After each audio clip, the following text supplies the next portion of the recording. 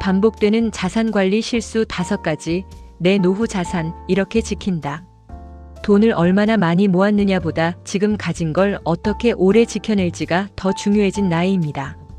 소득은 줄어드는데 병원비 생활비는 그대로거나 더 늘어나는 이 시간 속에서 우리는 다시 구조를 점검해야 합니다. 오늘은 시니어인 제가 노후 자산을 무너지지 않게 지키는 방법을 조용히 같이 이야기해 보려고 합니다. 구독, 좋아요, 알람은 영상 제작에 큰 힘이 됩니다. 인트로, 노후를 지탱하는 보이지 않는 구조에 대하여.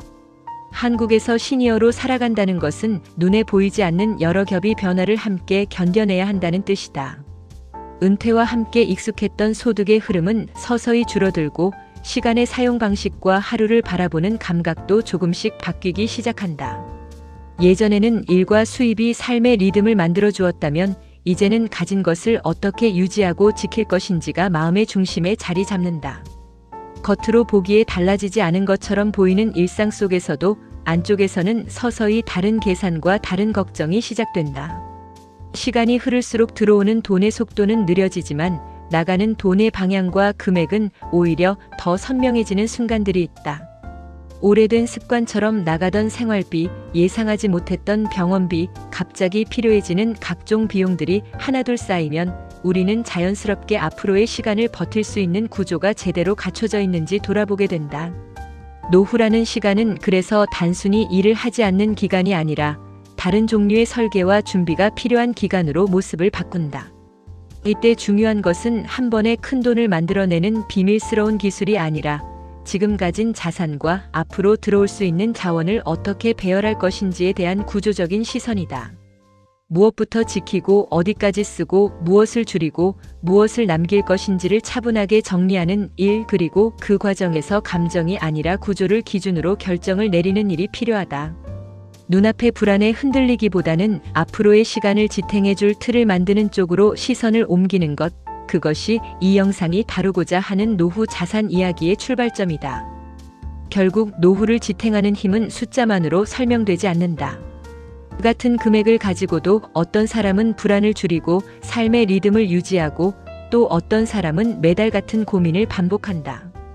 그 차이는 얼마나 많이 모았는가가 아니라 어떤 구조를 만들어 두었는가에서 나온다. 이 영상은 바로 그 구조에 대한 이야기, 시니어의 삶을 조용히 받쳐주는 보이지 않는 뼈대를 함께 살펴보려는 시도이다. 그리고 그 시작은 거창한 재테크가 아니라 지금 내 삶의 구조는 무엇을 지키도록 설계되어 있는가라는 질문을 정면으로 바라보는 데서 출발한다. 챕터 1. 시니어가 된다는 것의 의미. 나이가 들수록 사람은 마음의 속도가 천천히 느려지고 생각의 깊이는 조금씩 더 단단해진다. 젊을 때에는 한 주 한 달이 금방 지나가 버렸지만 어느 순간부터는 하루하루의 무게가 다르게 느껴지기 시작한다. 아침에 눈을 뜰 때마다 몸의 어느 한 부분은 예전과 조금 다른 소리를 내고 계단 몇 개를 오르내리는 일도 생각보다 숨이 차게 느껴질 때가 있다. 그럼에도 마음속에는 여전히 서른 즈음의 기억과 감각이 남아있어 거울 속에 비친 자신의 모습을 보고 잠깐 낯설음을 느끼기도 한다. 이처럼 몸과 마음의 시간이 서로 다른 속도로 흐를 때 사람은 비로소 자신이 시니어의 문턱에 서 있다는 사실을 느끼게 된다. 시니어가 된다는 것은 단순히 나이를 한 살 더 먹는 일이 아니다. 삶을 바라보는 기준이 바뀌고 시간을 사용하는 방식이 달라진다는 뜻이다. 젊을 때에는 앞으로 무엇을 할 것인가가 삶의 중심 질문이었다면 어느 순간부터는 지금 가진 것을 어떻게 지킬 것인가가 더 중요한 질문이 된다. 한국보건사회연구원 고령층 삶의 질 조사를 보면 많은 고령층이 노후의 최우선 과제로 건강 유지와 기본 생활비 확보를 꼽는다. 화려한 꿈이나 목표보다 매달 생활비를 감당하고 병원비를 걱정 없이 치를 수 있는 구조를 만들 수 있는지가 더 큰 과제가 되는 것이다. 시니어의 시간은 이렇게 미래를 향해 달려가던 시선이 지금 이 자리의 안전을 지키는 시선으로 조용히 방향을 바꾸는 과정에서 시작된다. 그러나 이 변화는 항상 숫자나 통계처럼 명확한 모습으로 다가오지는 않는다.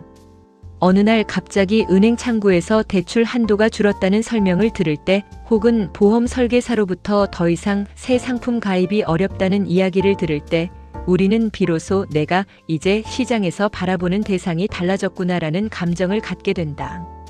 금융기관의 기준에서 고령자는 리스크가 높은 고객으로 분류되고 소득이 줄어들수록 선택할 수 있는 금융상품의 폭도 좁아진다. 금융소비자연맹 고령층 금융이용 보고서는 이 같은 현실을 지적하며 고령층이 복잡한 금융상품에 취약해지는 구조를 반복해서 경고하고 있다. 결국 시니어가 된다는 것은 같은 돈을 가지고도 선택할 수 있는 것이 줄어드는 경험을 받아들이는 일과 맞닿아 있다.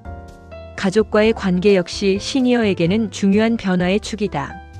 예전에는 부모 세대가 자녀 곁에 사는 것이 당연한 삶의 형태처럼 여겨졌지만 지금은 자녀가 다른 도시, 다른 나라에서 살아가는 것이 흔한 시대가 되었다. 통계청 인구주택 총조사와 여러 가족 관련 보고서에 따르면 1인 고령 가구뿐만 아니라 부부만 남은 고령 가구 비중도 꾸준히 늘어나고 있다. 자녀와 물리적으로 떨어져 산다는 것은 작은 수리 하나, 병원 동행 한 번도 스스로 해결해야 한다는 것을 의미한다. 혹시 아이들 바쁜데 괜히 연락하는 건 아닐까 하는 망설임은 도움을 요청할 수 있는 기회를 줄이고 결국 모든 문제를 혼자 감당하려는 습관을 만들어낸다.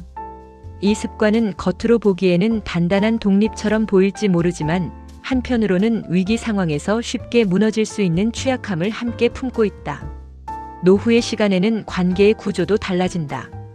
직장에서 함께 시간을 보냈던 동료들과의 연결은 은퇴와 동시에 빠르게 느슨해지고 그 자리를 새로운 관계가 완전히 채워주지 못하는 경우가 많다. 한국노인인력개발원의 여러 조사와 보고서를 보면 은퇴 후 5년 이내에 사회적 관계망이 급격히 줄어드는 경향이 반복해서 확인된다. 대화할 사람이 줄어들수록 하루 중 말을 하는 시간도 줄어든다. 말이 줄어든 자리에는 생각만 남게 되고 그 생각은 종종 걱정과 불안의 형태로 자리를 차지한다. 이때 돈에 대한 고민은 단순한 숫자 계산을 넘어 혹시 내가 혼자 남게 되는 건 아닐까라는 두려움과 결합된다. 시니어에게 자산 관리란 결국 돈만이 아니라 관계와 시간을 함께 관리해야 하는 문제로 확장되는 것이다. 건강과 돈, 관계와 시간, 이 네 가지 요소는 시니어의 삶에서 서로 얽혀 움직인다. 2022년 국회 입법조사처 고령사회와 노후소득보장 정책 보고서는 노후의 삶의 질을 결정하는 핵심 축으로 기본소득 보장, 적정주거, 건강관리, 사회적 관계 유지를 동시에 제시한다. 어느 하나만 안정적이어서는 충분하지 않다는 뜻이다. 건강이 좋더라도 생활비가 부족하면 불안이 커지고 충분한 자산이 있더라도 외로움이 깊어지면 삶의 만족도는 낮아진다. 그래서 시니어가 된다는 것은 이 네 가지 축이 서로 어떻게 연결되어 있는지를 이해하고 자신의 상황에 맞는 균형점을 다시 찾아야 한다는 과제를 떠안는 일이다. 이 과제를 피해갈 수 있는 사람은 거의 없다. 그렇다면 시니어의 자산 관리는 무엇을 의미해야 할까? 단순히 통장 잔고를 늘리는 기술이 아니라 앞으로 남은 시간 동안 무너지지 않는 구조를 설계하는 일에 가깝다. 매달 들어오는 돈과 나가는 돈의 흐름을 다시 점검하고 의료비와 요양비, 주거비와 생활비, 자녀 지원과 상속 계획까지 한 번에 바라보는 시선을 갖추는 것, 그리고 그 과정에서 감정에 휘둘리지 않고 구조를 기준으로 결정을 내리는 것이 필요하다. 이 장에서 우리가 확인해야 할 것은 얼마나 많이 모았는가가 아니라 지금 가진 것으로 얼마나 오래 안정적으로 버틸 수 있는 구조를 만들 수 있는가라는 질문이다. 이 질문을 정면으로 바라보는 순간 시니어의 자산 관리는 비로소 숫자에서 삶의 이야기로 옮겨온다. 챕터 2. 한국 시니어가 마주한 현실. 한국에서 시니어로 살아간다는 것은 눈에 보이지 않는 여러 겹의 변화를 함께 견뎌내야 한다는 뜻이다. 은퇴와 함께 소득의 흐름은 자연스럽게 좁아지고 생활비는 예전과 크게 다르지 않게 유지되며 시간이 흐를수록 들어오는 돈은 느려지지만 나가는 돈은 오히려 더 분명해지고 이러한 변화는 어느 날 한 번에 찾아오는 것이 아니라 긴 시간에 걸쳐 조용하게 쌓이면서 지금의 구조가 앞으로의 시간을 버틸 수 있을지 다시 살펴보아야 하는 순간을 만들어내며 사람은 이 과정을 통해 이전과는 다른 감각으로 삶을 바라보게 된다. 소득이 줄어드는 속도는 우리가 마음속으로 예상해 두었던 시나리오보다 훨씬 빠르게 찾아올 때가 많다. 젊었을 때는 매달 들어오는 고정소득이 일상의 균형을 만들어 주었지만 그 균형이 사라지면 시간과 돈의 감각은 조금씩 달라지기 시작한다. 2023년 통계청 고령자 통계에 따르면 고령층의 월 평균 생활비가 약 208만 원에 이르지만 실제 연금 수령액은 이보다 적은 경우가 많아 매달 반복되는 부족분이 생활의 여유를 깎아내리고 지출을 조정하거나 다른 소득원을 찾아야 한다는 압박으로 이어지며, 이러한 압박은 단순한 금액의 문제가 아니라 남은 시간을 어떻게 버틸 것인가에 대한 질문이 된다. 의료비는 나이가 들수록 삶의 중심으로 조용히 걸어 들어온다. 예전에는 1년에 몇 번이면 충분했던 병원 방문이 이제는 한 달에도 여러 번 필요해지며, 사소한 진료도 회복까지 며칠을 지켜봐야 하고 몸이 보내는 작은 신호 하나에도 지출이 따라붙고, 2023년 대한요양병원협회 통계는 요양병원 입원비가 월 160만 원에서 220만 원 사이에 형성된 경우가 많다고 말하며, 장기요양 등급을 받으면 비용은 더 커질 수 있고, 이렇게 몸이 보내는 변화들은 결국 비용이라는 형태로 돌아오며, 노후의 재정 구조는 이러한 흐름을 감당할 만큼 충분히 유연해야 한다는 사실을 조용히 알려준다. 주거의 문제 역시 시니어의 현실을 구성하는 중요한 축이 된다. 예전에는 여러 세대가 한 집에 모여 사는 풍경이 자연스러웠지만 지금은 혼자 지내는 노년의 시간이 빠르게 늘어나고 있으며, 통계청 장래 가구 축에는 1인 고령 가구 비중이 이미 30%를 넘어섰다고 설명하고, 함께 지내는 사람이 없다는 사실은 단순히 숫자의 문제가 아니라 아플 때 누군가의 도움을 받을 수 있는지 없는지가 삶의 안정에 직접적인 영향을 미치고, 작은 수리 하나에도 스스로 해결해야 하는 부담이 생기며, 이러한 변화는 주거가 단순한 공간이 아니라 삶의 안정성을 결정하는 기반이 됨을 보여준다. 물가와 금리의 변화는 고령층에게 다른 계층보다 더 큰 영향을 미친다. 젊을 때는 오르는 물가를 일할 수 있는 힘으로 따라잡을 수 있었지만 지금은 그 속도를 따라갈 방법이 많지 않으며, 같은 금액으로 살 수 있는 물건과 서비스가 해마다 줄어들면 사람의 마음은 자연스럽게 불안의 무게를 조금씩 더 얹게 되고, 한국은행 금융안정보고서는 고령층이 물가 상승의 충격을 상대적으로 크게 받는 계층이라고 반복해서 지적하며, 은행 이자는 생각보다 빠르게 줄어들고 예전에 안전하다고 믿었던 금융상품의 의미도 달라지고, 이러한 변화는 노후의 삶 전반의 배경처럼 묵직하게 자리 잡는다. 이 모든 변화들이 한자리에 모이면 노후란 단순히 일을 하지 않는 시간이 아니라 다른 구조를 필요로 하는 시간이라는 사실이 드러난다. 몸은 예전처럼 빠르게 움직이지 않고 돈은 자연스럽게 들어오지 않으며 도움의 손길도 예전만큼 가깝지 않을 수 있지만, 그렇다고 해서 이 변화가 곧 무너짐을 의미하는 것은 아니며, 오히려 지금부터 무엇을 지키고 어디를 정리해야 하는지, 어떤 흐름을 다시 만들어야 하는지를 분명하게 보여주는 신호가 되고, 시니어가 마주한 현실은 겉으로 보기에는 복잡해 보일지 모르지만 그 안에는 앞으로의 시간을 어떻게 지킬지에 대한 중요한 단서들이 숨어 있으며, 이 단서들을 읽어내는 일이 노후 자산 관리의 출발점이 된다. 챕터 3. 시니어들이 가장 많이 후회한 자산 관리 실수 5가지. 노후 자산을 지키는 과정에서 시니어들이 공통적으로 겪는 실수들은 크게 다르지 않다. 서로 다른 환경과 직업을 살아왔지만 나이가 들며 마주하는 재정적 선택에서는 놀라울 정도로 비슷한 후회가 반복되고, 이러한 후회들은 현재의 시점에서 미리 알아두면 충분히 피할 수 있는 것들이기에 그 의미가 더욱 크며, 노후의 시간을 안정적으로 유지하기 위해 우리는 먼저 어떤 선택들이 반복적으로 실수로 이어졌는지를 살펴볼 필요가 있다. 가장 흔한 실수는 지나치게 많은 금액을 현금으로 보유하는 일이다. 은퇴 후 안정감을 얻기 위해 현금을 쥐고 있으려는 마음은 자연스럽지만, 예금과 단기 금융상품만으로 자산을 구성하면 물가 상승을 견디지 못하게 되고, 2023년 한국은행 금융안정보고서는 고령층의 현금성 자산 비중이 높은 경우 실질 구매력이 빠르게 하락한다고 분석하며, 특히 의료비와 주거비처럼 꾸준히 증가하는 항목을 고려하면 장기적 관점에서 큰 손실로 이어질 수 있다고 지적하고, 이러한 흐름은 시니어가 스스로는 안정적이라고 느끼는 선택이 오히려 구조를 약하게 만드는 모순을 드러낸다. 반대로 큰 수익을 노리고 고위험 상품에 손을 대는 경우도 적지 않다. 한 번의 손실이 발생하면 다시 복구할 시간이 충분하지 않다는 점을 간과한 선택이며, 고령층 금융피해 실태를 다룬 금융감독원 자료는 60세 이상 피해자의 비중이 매년 증가하고 있다고 발표하고, 특히 고정월수익 보장, 원금 보장형 같은 문구에 속아 잘 모르는 상품에 가입하는 사례가 많다고 경고하며, 이는 노후 자산이 한 번에 크게 무너지는 가장 위험한 패턴이다. 집 한 채만 믿고 유동성을 확보하지 못하는 실수도 매우 흔하다. 오랫동안 살아온 집은 정서적 안정의 근원처럼 느껴지지만 지출이 증가하고 예금이 줄어들 때 주택은 쉽게 사용 가능한 자산이 아니며, 고령층 노후주거 보고서는 고령층의 주거자산 비중이 매우 높지만 실제로 생활에 활용되는 비율은 낮다고 지적하며, 집이 곧 자산이라고 생각하던 방식이 나이가 들수록 유동성 부족이라는 부작용으로 돌아온다고 설명하고, 이러한 구조는 노후의 현금 흐름을 약하게 만들어 다른 지출을 버티는데 어려움을 유발한다. 자녀 지원이 계획 없이 이루어지는 것도 시니어들이 뒤늦게 후회하는 대표적 선택이다.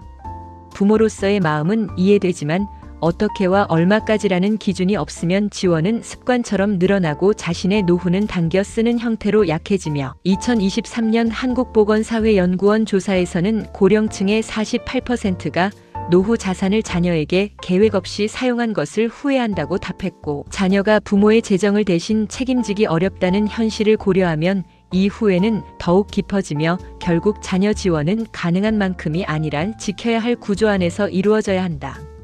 배우자 사망 이후 자산 구조가 흔들리는 문제도 자주 나타난다. 모든 금융자산과 정기적인 업무를 한 사람이 전담해 왔다면 남은 사람에게 그 구조는 갑작스러운 혼란으로 돌아오며, 고령가구 금융취약성 보고서는 고령 부부 중 한 사람이 사망할 경우 남은 배우자의 금융 판단 위험이 크게 증가한다고 말하고, 정보가 공유되지 않은 자산은 찾기 어려워지고 부채 상황을 정확히 모르면 불필요한 지출이 발생하며, 이 모든 변화는 삶의 기반을 함께 지키던 사람이 사라졌을 때 느껴지는 불안과 합쳐져 더 큰 충격을 만들어낸다. 이러한 실수들은 결국 노후의 자산 관리가 단순히 돈을 더 모으는 기술이 아니라 흐름과 구조를 이해하는 일임을 보여주며, 실수를 피하는 것만으로도 노후의 안정성은 크게 달라지고, 다음 장에서 살펴볼 구조 만들기는 이러한 후회를 반복하지 않기 위한 핵심이 된다. 챕터 4. 평생 자산을 지키는 구조 만들기. 노후 자산을 지키는 핵심은 금액이 아니라 구조다. 한 달에 얼마가 들어오고 어디로 나가는지, 그 흐름이 안정적으로 유지되는지가 삶의 안전을 결정하며, 구조가 단단하면 작은 변화가 와도 버틸 수 있고, 구조가 약하면 작은 변화에도 흔들리며, 이는 단순한 재정의 문제가 아니라 심리적 안정과 직접적으로 이어진다. 현금 흐름을 우선으로 설계하는 것은 노후 구조의 시작이다. 연금, 월세, 이자, 소규모 수익 등 꾸준히 들어오는 기본 흐름을 중심에 두어야 하고, 2023년 국민연금연구원 자료는 연금 수령액이 낮아도 꾸준한 흐름이 존재하는 고령층이 삶의 만족도가 더 높다고 설명하며, 일시적 수익보다 지속적 흐름을 갖춘 구조가 노후의 안정성을 크게 높인다고 말하고, 이러한 구조는 금액의 많고 적음보다 규칙성과 지속성을 우선으로 판단해야 한다는 기준을 만든다. 의료비와 요양비를 구조 안에서 별도 비중으로 확보하는 것도 중요하다. 장기 요양 등급 요양병원 입원 가능성 약제비 등을 고려하면 의료비는 특별 지출이 아니라 반드시 발생하는 지출이며, 2023년 대한요양병원협회 통계는 요양비가 꾸준히 상승하고 있으며 갑작스러운 의료 지출로 가계가 흔들리는 사례가 많다고 지적하고, 이러한 지출을 구조 안에서 미리 분리하면 의료비 때문에 기본 생활 구조가 흔들리는 일을 막을 수 있다. 금융자산은 단기, 중기, 장기 자산으로 나누어야 한다. 단기 자산은 예금, 현금처럼 즉시 사용할 수 있어 위기 상황에서 구조를 지켜주는 역할을 하고, 중기 자산은 중립적 수익을 목표로 하며, 장기 자산은 미래의 지출을 대비하는 역할을 한다고 고령층 금융이용 실태조사는 설명하고, 이러한 3단 구조는 어느 한쪽이 무너져도 전체 구조가 유지되도록 설계하는 안전장치가 된다. 부동산은 주거 안정을 최우선으로 바라보되 수익형 부동산의 비중은 과도하지 않게 조절해야 한다. 나이가 들수록 관리가 쉬운 주거 형태가 필요해지고, 공실, 관리, 세금 부담을 고려해야 하며, 한국주택금융공사 자료는 고령층이 수익형 부동산의 관리 부담을 예상보다 크게 느낀다고 보고하고, 안정성과 관리 가능성을 기준으로 부동산 구조를 재편하는 것이 필요하다. 소비는 줄이는 것이 목적이 아니라 예측 가능한 소비 구조를 만드는 것이 중요하다. 매달 지출이 어떤 흐름으로 움직이는지 명확히 파악하면 불필요한 지출이 자연스럽게 줄고 지출의 패턴이 안정되며, 이는 재정뿐 아니라 심리적 안정에도 긍정적으로 작용하고, 소비 구조를 명확히 하는 과정은 결국 삶의 구조를 단단하게 만드는 과정과 같다. 자녀 지원은 정서가 아니라 구조를 기준으로 결정해야 한다. 2023년 한국보건사회연구원 연구는 고령층이 자녀 지원을 줄였을 때 오히려 노후 삶의 만족도가 높아졌다는 결과를 발표하며, 지원의 기준을 정하고 구조 안에서 가능한 수준만 실행하는 것이 노후 안정성에 도움이 된다고 말하고, 이 방식은 죄책감을 줄이는 동시에 부모와 자녀 모두에게 건강한 관계를 만들어준다. 이러한 요소들이 하나로 맞물릴 때 비로소 평생 자산 구조가 완성되고, 이 구조는 금액보다 훨씬 오래 사람을 지켜주는 힘을 가진다. 챕터 5. 70대, 80대, 90대의 자산관리 전략. 노후 자산관리는 나이와 상관없이 한 번에 끝나는 작업이 아니라 70대와 80대와 90대를 지나면서 계속해서 형태를 달리해야 하는 긴 과정이다. 나이가 들수록 몸의 상태와 생활 패턴, 필요로 하는 돈의 종류가 달라지기 때문에 같은 사람이라도 세대별로 자산을 다루는 방식은 달라져야 하고, 한국보건사회연구원과 통계청의 여러 고령층 조사들은 연령대가 조금만 달라져도 중요한 관심사가 건강에서 요양으로, 일에서 상속으로 옮겨간다는 점을 보여주며, 이 변화에 맞추어 자산의 쓰임새를 조정하는 것이 필요하다고 말해준다. 70대는 아직 움직일 수 있는 힘이 남아있는 시기다.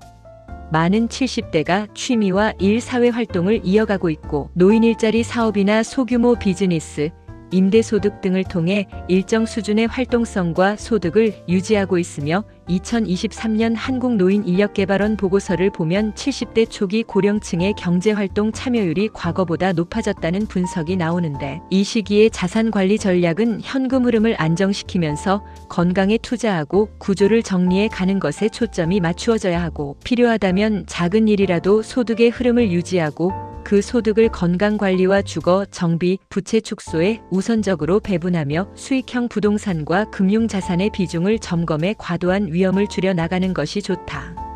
80대에 들어서면 우선순위가 조금 달라진다.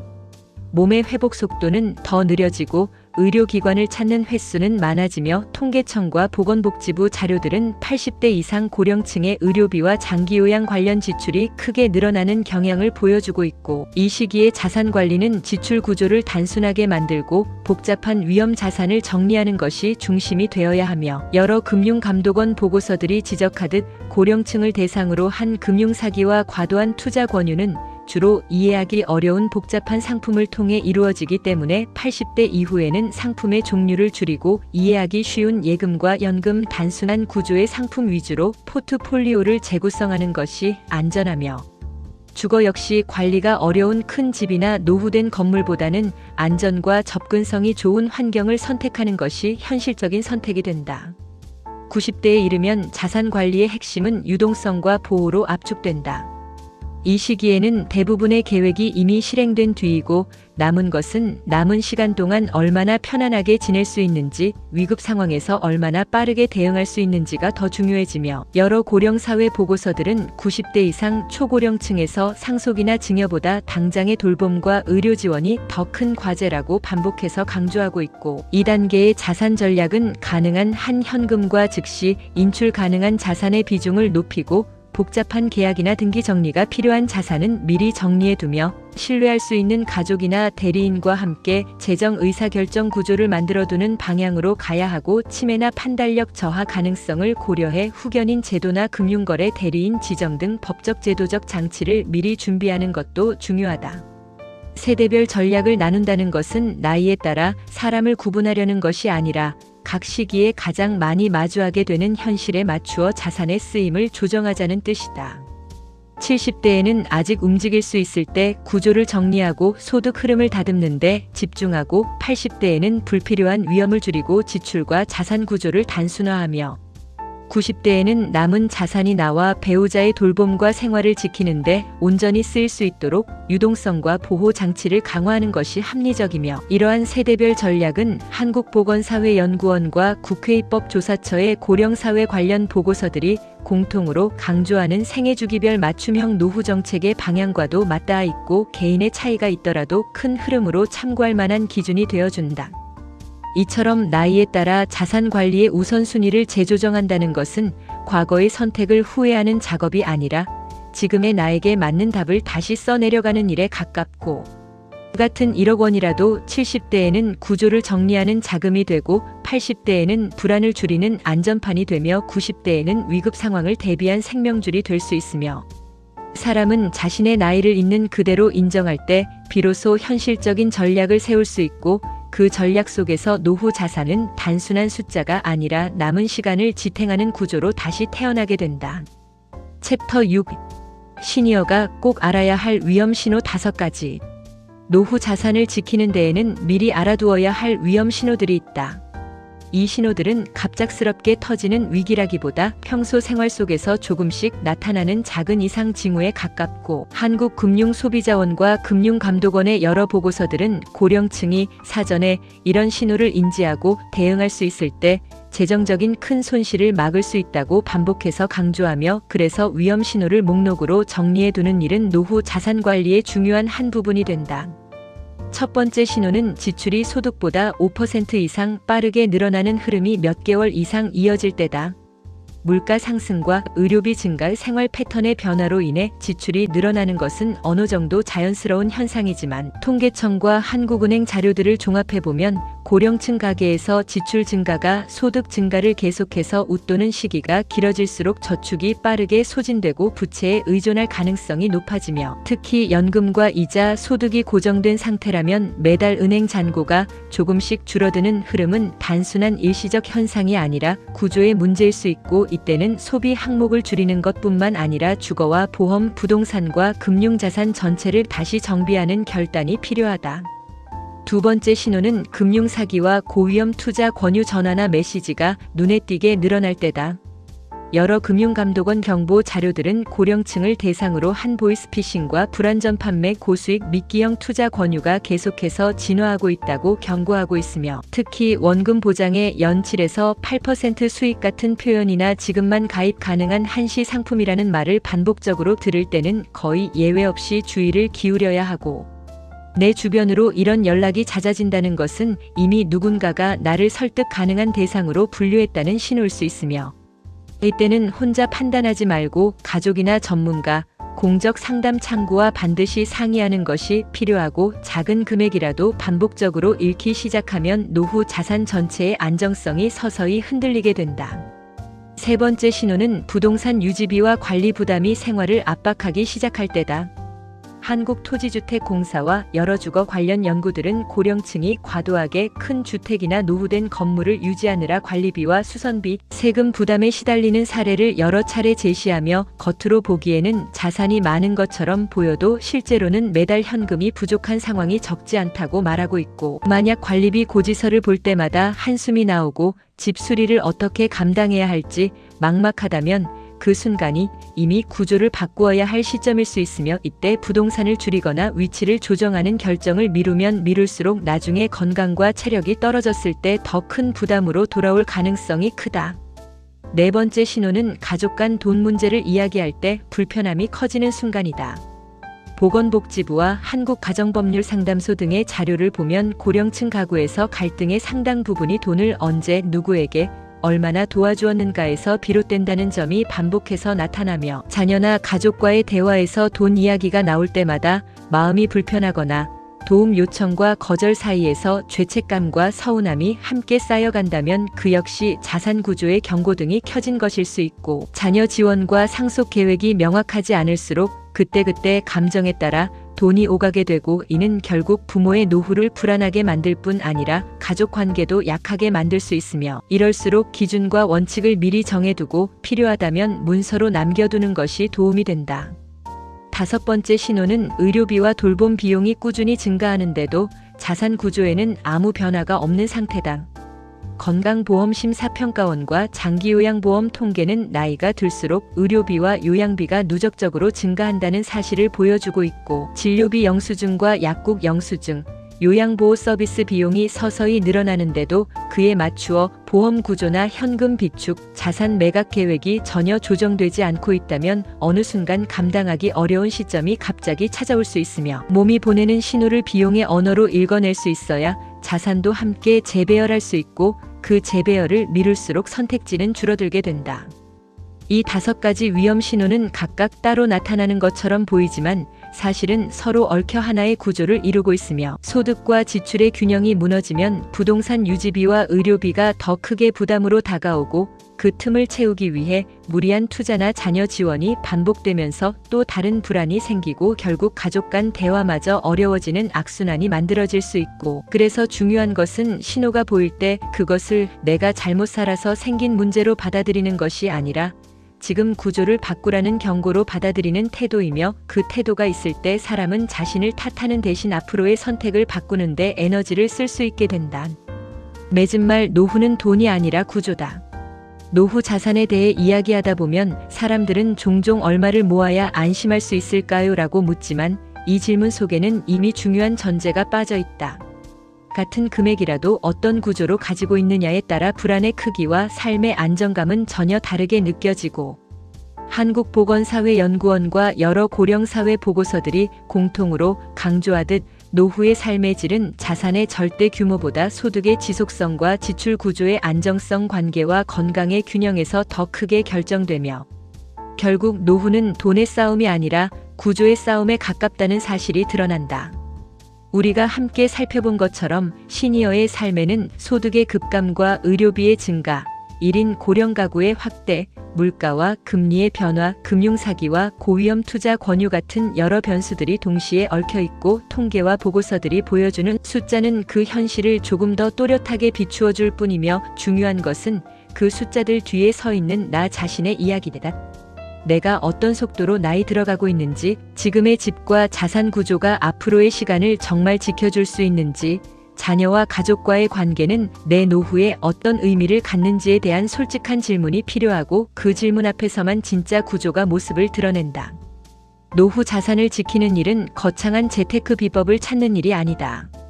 매달 들어오는 돈과 나가는 돈을 다시 한번 점검하고 의료비와 요양비, 주거와 생활비, 자녀 지원과 상속 계획까지 한 화면에 올려놓고 바라보는 일이며, 2022년 국회 입법조사처와 여러 공공기관 보고서들이 말하듯 이러한 전체 그림 그리기가 되어 있을수록 위기 상황에서 판단 착오를 줄이고 감정에 휘둘리지 않는 결정을 내릴 가능성이 커지고, 구조를 한번 그려본 사람과 그렇지 않은 사람의 노후는 같은 금액을 가지고도 전혀 다른 얼굴을 하게 된다. 무엇보다 중요한 것은 지금 이 순간부터라도 늦지 않았다는 사실을 받아들이는 일이다. 사람은 누구나 지나온 선택에 대한 아쉬움을 품고 살지만, 한국보건사회연구원 고령층 인터뷰 조사들을 들여다보면 많은 어르신들이 조금 더 일찍 준비했더라면 좋았겠지만 그래도 지금이라도 구조를 바꾸고 나니 마음이 한결 편해졌다고 말하고 있고, 이 말은 노후 자산 관리의 본질이 과거를 후회하는 것이 아니라 현재와 미래를 다르게 설계하는 데 있음을 조용히 알려주며, 오늘의 작은 결정을 통해 내일의 구조는 충분히 달라질 수 있다. 노후 자산, 이렇게 지키라는 말 속에는 돈을 꽉 움켜쥐라는 뜻이 아니라 내 삶을 지탱하는 보이지 않는 기둥들을 다시 세워보자는 제안이 담겨 있다. 현금 흐름을 정리하고 의료와 요양에 대비하며, 금융자산과 부동산을 나의 나이에 맞게 재배치하고, 자녀 지원과 상속의 기준을 분명히 하고 위험 신호를 미리 알아차리는 것, 이 5가지를 하나씩 실천해 나갈 때 노후는 막연한 두려움의 시간이 아니라 내가 선택한 구조 속에서 조금 더 단단하게 버티고 때로는 작은 기쁨을 누릴 수 있는 시간이 될 수 있으며, 그 길 위에서 창수님처럼 시니어 당사자의 목소리로 서로의 경험을 나누는 일 자체가 누군가의 노후를 지키는 또 하나의 구조가 되어줄 것이다. 시청해주셔서 감사합니다. 당신의 하루가 조금 더 평온해지길 바랍니다.